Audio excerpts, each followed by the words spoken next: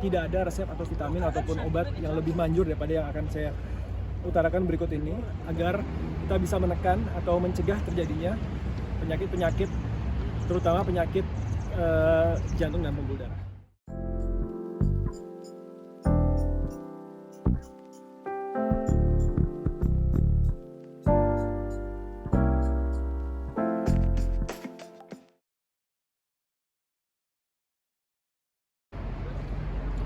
Good day, halo teman-teman semuanya. Perkenalkan, nama saya Oki Yudo Pratomo.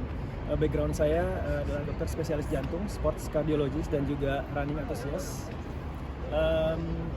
Awalnya saya membuat video YouTube atau YouTube channel adalah hanya untuk mendokumentasikan kegiatan berlari saya. Tapi seiring berjalannya waktu, saya pikir kenapa tidak saya membagikan tips-tips kesehatan yang sesuai dengan background saya, yaitu dokter spesialis jantung. Di mana seperti teman-teman ketahui, sampai saat ini penyakit jantung dan pembuluh darah masih menempati urutan pertama pembunuh nomor 1 di dunia. Tidak ada resep atau vitamin ataupun obat yang lebih manjur daripada yang olahraga secara teratur. Cost-nya sangat murah, sangat mudah dikerjakan siapapun, tapi sayangnya masih belum banyak yang melakukannya secara teratur. Jadi menurut European Society Cardiology, American Heart Association, juga World Health Organization direkomendasikan untuk melakukan aktivitas moderate intensity training, olahraga secara teratur minimal, sekali lagi saya tekankan minimal 150 menit sampai 300 menit per minggu.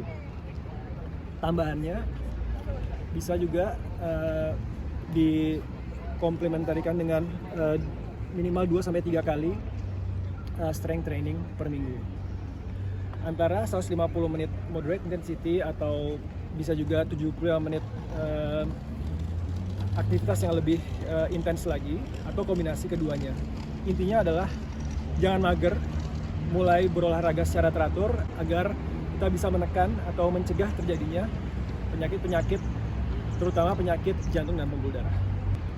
Selain moderate intensity training, alternatifnya juga ada dikatakan vigorous intensity training, artinya dengan target heart rate yang lebih tinggi daripada moderate intensity training, antara 76 sampai sekitar 90%. Rekomendasinya adalah minimal 75 menit sampai 150 menit minimal dalam seminggu, atau kombinasi dari moderate dan vigorous activity dalam seminggu. Seperti yang saya katakan sebelumnya, moderate intensity training bisa dilakukan dengan berjalan kaki, jogging dengan lambat. Vigorous intensity training bisa dilakukan dengan jogging atau berlari dengan kecepatan yang lebih tinggi dengan target heart rate yang lebih tinggi. Jadi aktivitas aerobic training yang rutin setiap harinya atau minimal 150 menit dalam seminggu punya banyak benefit atau keuntungan bagi tubuh kita. Salah satunya bisa menurunkan tekanan darah. Dalam literatur dikatakan bisa menurunkan hingga 7 mm Hg untuk sistolik, dan diastoliknya bisa sampai 5 mm Hg. Juga meningkatkan sensitivitas dari insulin. Artinya apa? Artinya resiko untuk terjadinya penyakit diabetes mellitus tipe 2 bisa dikurangi. Juga yang jelas bisa menurunkan berat badan. Dan juga itu semua nantinya akan berkontribusi terhadap berkurangnya risiko kematian atau terjadinya penyakit jantung dan pembuluh darah. Oke teman-teman semuanya, pada segmen ini saya akan memberikan contoh bagaimana saya mengimplementasikan rekomendasi minimal 150 menit per minggu untuk moderate intensity training agar hidup sehat lebih lama dengan berlari. Ayo ikut. Saya pribadi merekomendasikan untuk membagi 150 menit per minggu ke dalam beberapa hari. Sebagai contoh, 5 kali dalam seminggu, misalnya tiap hari 30 menit minimal. Tentunya lebih baik apabila dilakukan setiap hari.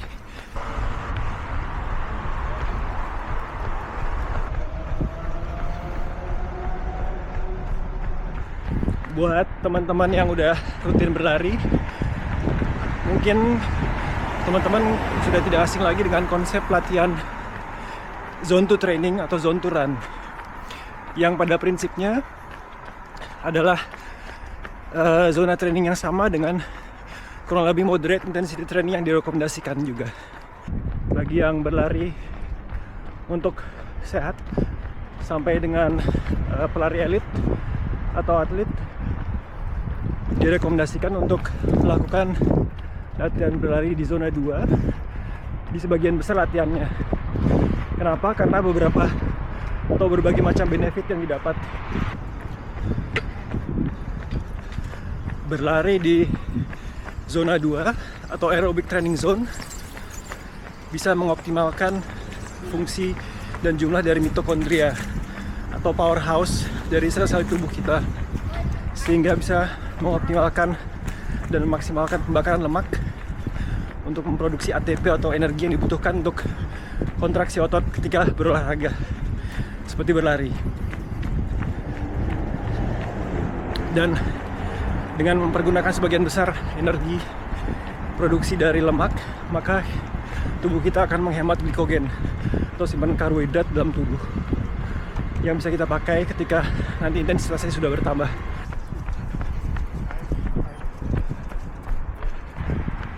Berlari atau berolahraga di zona 2 atau low sampai moderate intensity sport activity juga sangat baik karena risiko terjadinya injury sangat minimal dan juga bisa meningkatkan endurance kita dalam berolahraga. Untuk bisa berlari di zona 2 dengan benar, kita harus pertama mengukur heart rate maksimal kita secara benar dan akurat. Gold standarnya yaitu dengan melakukan treadmill test di sports lab atau dengan progressive interval run. Tapi ada juga cara yang lebih mudah dengan menggunakan formula berdasarkan usia. Cara penghitungan metode tradisional 220 dikurangin usia tidak saya gunakan lagi karena ketidakakuratannya. Sebaiknya gunakan formula berikut ini, yaitu dengan 211 atau 211 dikurangi usia dikali konstanta 0,64. Jadi untuk usia saya 39 tahun, heart rate maksimal adalah 186, zona 2 sekitar 64 sampai sekitar 76% dari heart rate maksimal, berarti 119 sampai 141 beat per menit. Kalau bisa selama latihan zona 2 berada di kisaran itu. Parameter berikutnya yang bisa teman-teman gunakan yaitu RPE atau rate of perceived exertion. Artinya secara subjektif ketika berlari kita masih bisa berbincang-bincang seperti ini.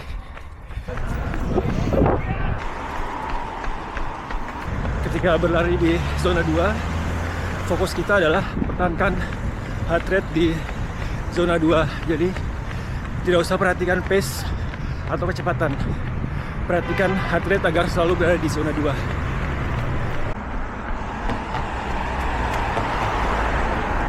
Ketika heart rate kita terlalu tinggi, melebihi zona 2, kalau bisa kita turunkan kecepatan agar tetap berada di zona yang benar.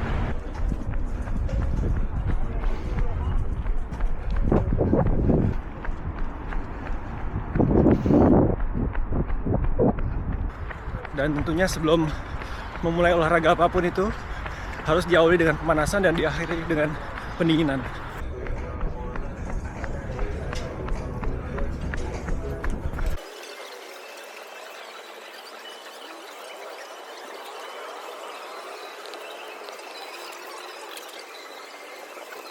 Oke, zone touran hari ini selesai.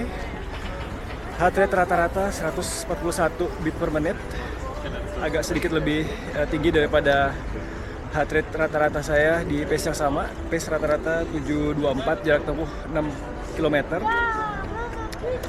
Oke, that's it for today's session with zone touran. Saatnya untuk cari makan siang.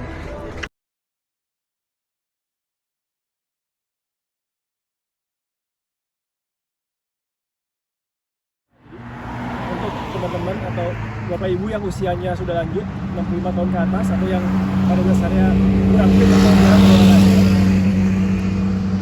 kemungkinan heart rate 65-74% dari maksimal heart rate sudah tercapai dengan jalan kaki. Apa jalan kaki juga bermanfaat dibanding berlari? Tentu saja. Ada satu penelitian, saya lampirkan di sini. Jalan kaki minimal 4.000-5.000 langkah per hari sudah memberikan benefit yang cukup untuk menuruni risiko terjadinya penyakit jantung dan pembuluh darah. Jadi pada intinya aktivitas olahraga apapun, sekecil apapun sudah bermanfaat. Jadi take home message dari saya, jangan mager.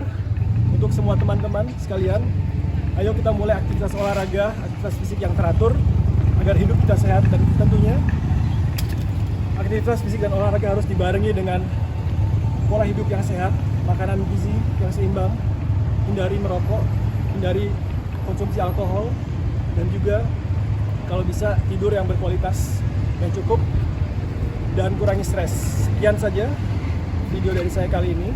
Semoga bermanfaat dan sampai jumpa di video berikutnya.